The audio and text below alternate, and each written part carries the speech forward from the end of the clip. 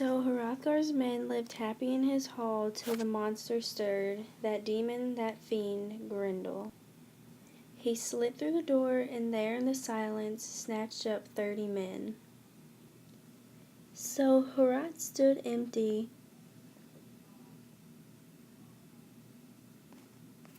and stayed deserted for years, 12 winters of grief for Hrothgar, king of the Danes.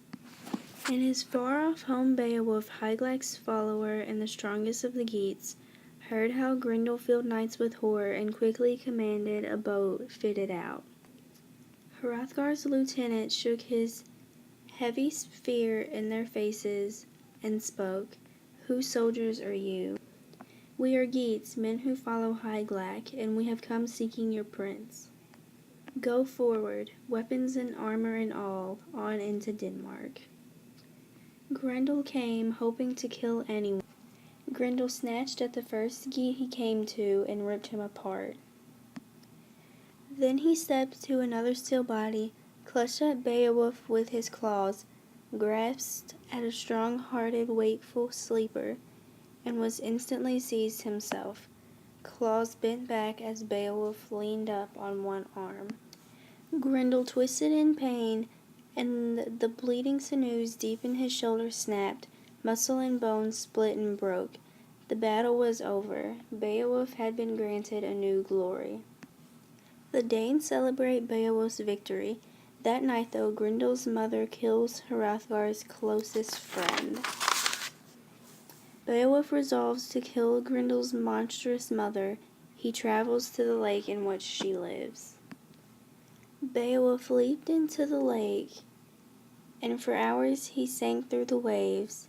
At last he saw the mud of the bottom. Grendel's mother welcomed him in her claws, clutched at him savagely. Then he saw hanging on the wall a heavy sword, hammered by giants, strong and blessed with their magic.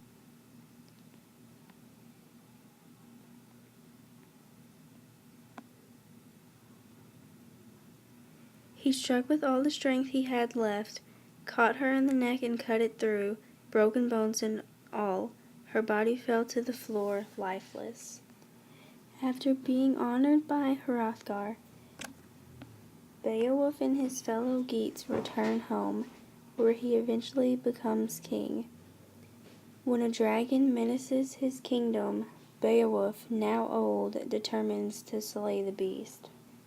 Beowulf fought with fate against him, with glory denied him. He suffered, wrapped around in swirling flames, a king before, but now a beaten warrior. None of his comrades came to him, help him. His brave and noble followers, they ran for their lives, fled deep in a wood, and only one of them remained. His name was Wiglaf.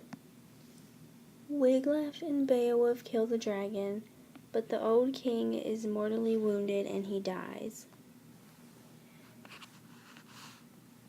Then the Geats built the tower as Beowulf had asked, strong and tall so sailors could find it from far and wide. And so Beowulf's followers rode, mourning their beloved leader, crying that no better king had ever lived, no prince so mild, no man so open to his people, so deserving of praise.